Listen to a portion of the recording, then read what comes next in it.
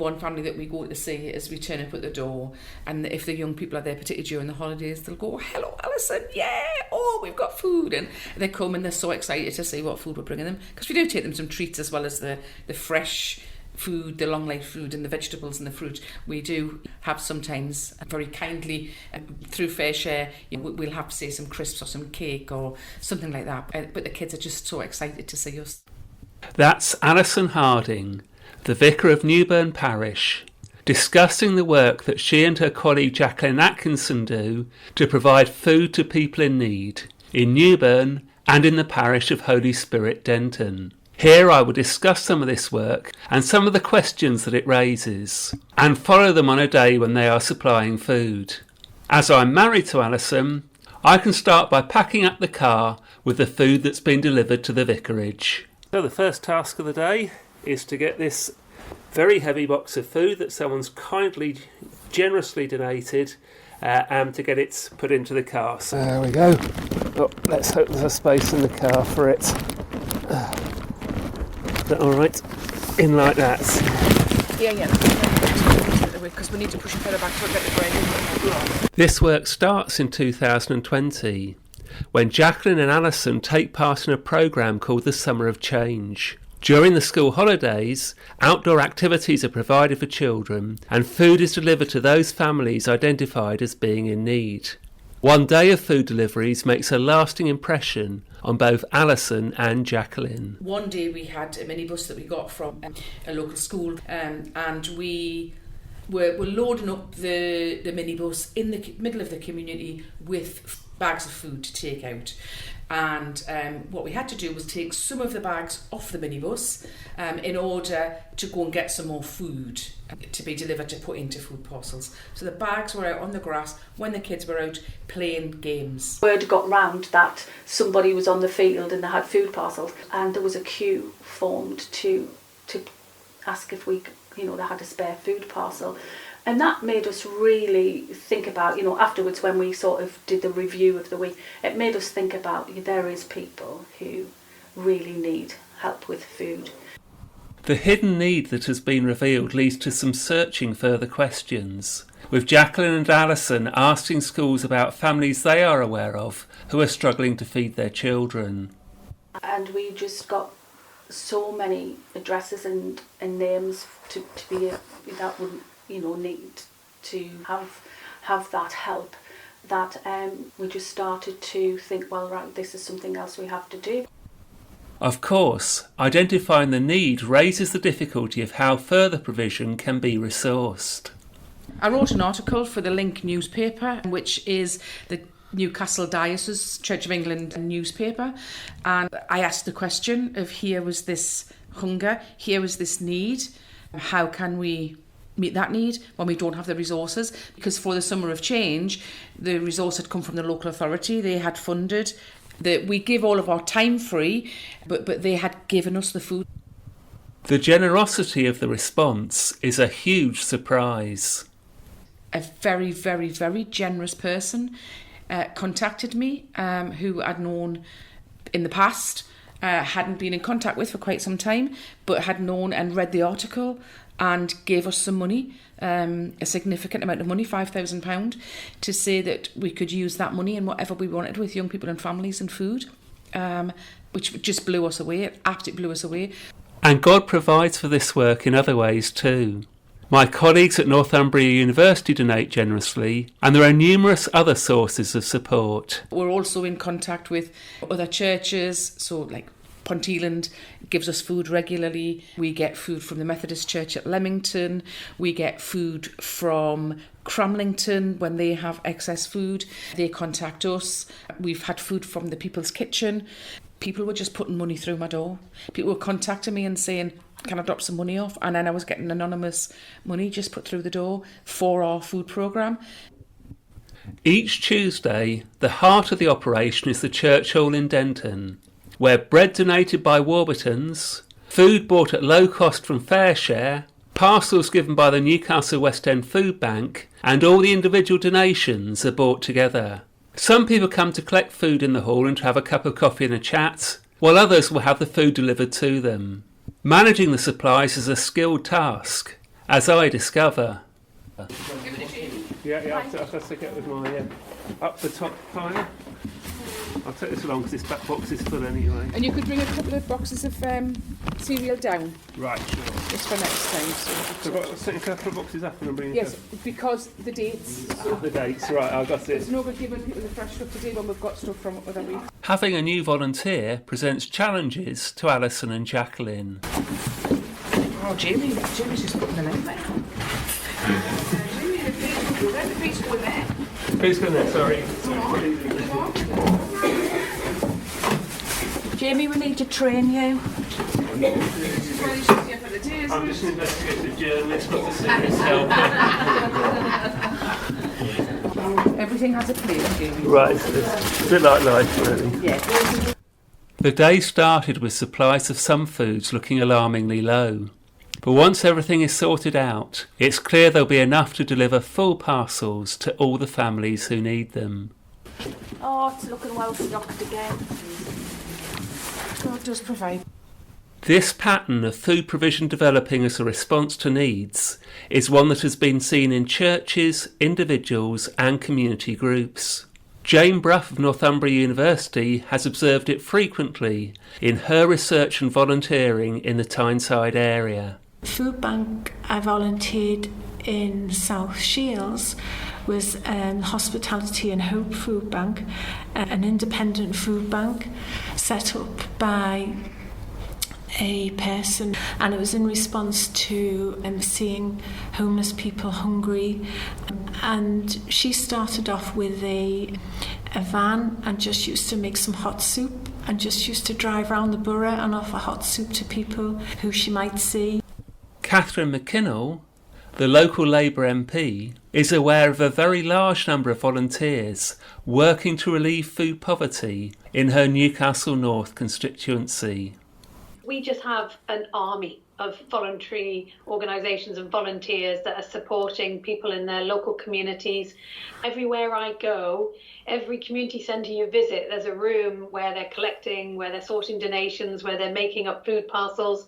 Chapel, Denton and Westerhope Food Bank was created, and that's supporting communities across the Outer West. I know there's lots of small food banks everywhere in community centres at the Grange, in Throckley, Fordham Community Centre, North Kenton Community Centre, Garlafield in New Biggin Hall, and in the villages out in Dinnington, Hazelrigg and Brunswick.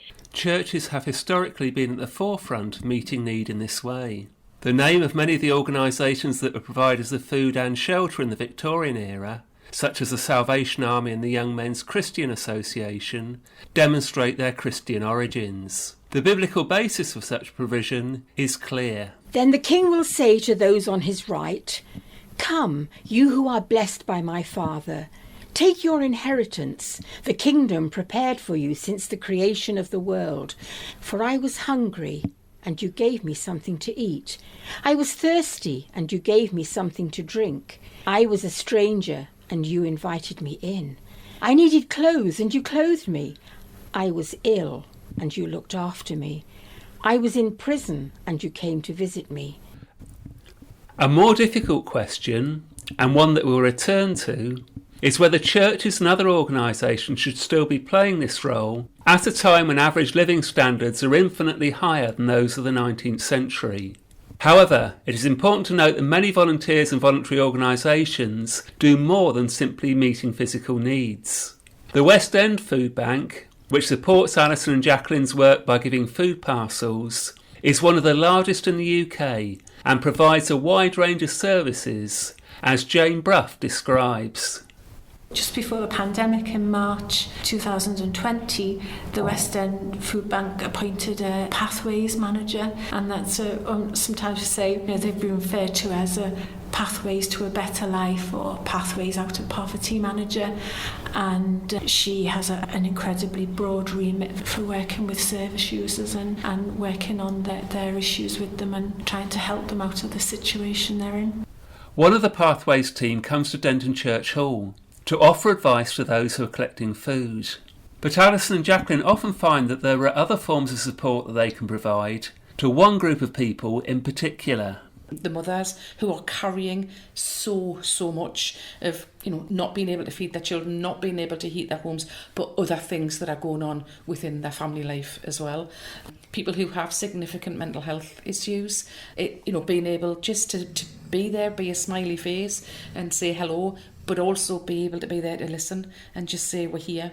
We can, anything that we can do, and they have our numbers and they can contact us if they need us. This simple form of service can have a significant impact. Years will come and there'll be a huge issue going on in their life, a huge issue that they can share with you, that they can just say, and that's on the doorstep they can share, and you can just say, well, I'll give you a hug, and that's something that happens. And obviously not earlier on in COVID, but recently being able to give hugs and say to people, can I pray for you?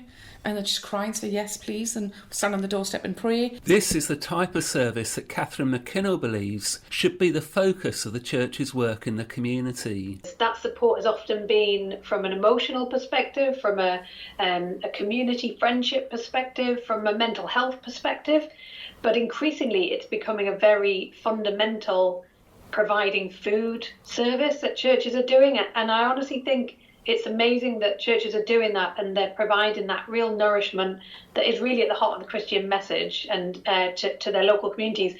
But for churches to actually now be providing food to local communities is really, really worrying.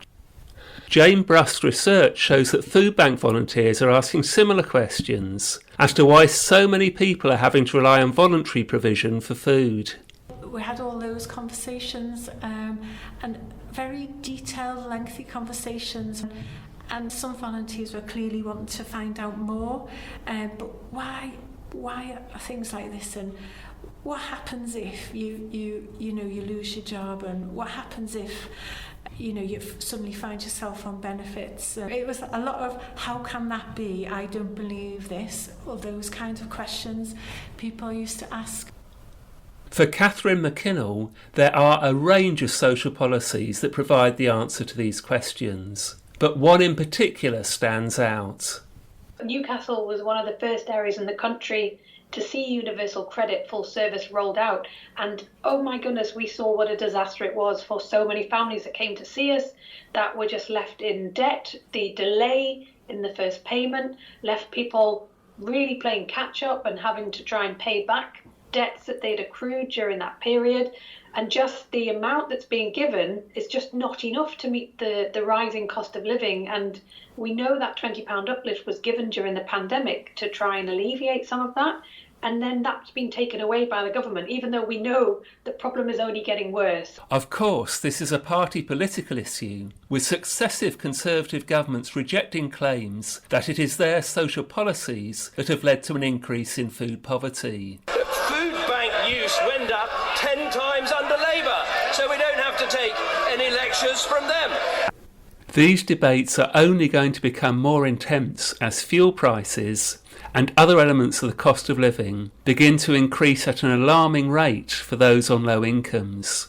Food providers everywhere are wondering how they will be able to cope with the demand they will face. So, on a Tuesday, where we've found that there is enough for everyone, it is a great relief to be taking the parcels out to the people who need them. Looks like they're in. They're used to us coming at this time.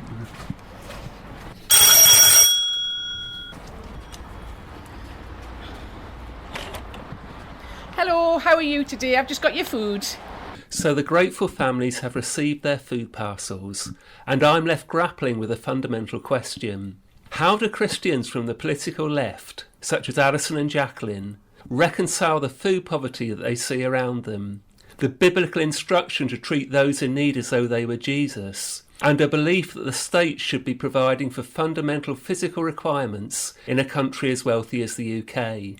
A very clear answer was provided when I asked Jacqueline how she hoped to see the work develop in the future. My hope and prayer is that we will never need food banks, that food banks will be closed because we actually don't need them, because everybody is being provided for and everybody has food. Until that day, we will provide food. Thank you to everyone who's interviewed, to Jacqueline and Allison for allowing me to follow them around, and to Jenny Jones who did the reading. And thank you for listening. If you have any questions or comments, please contact me. That's Jamie Harding, and you can find me on the Northumbria University website.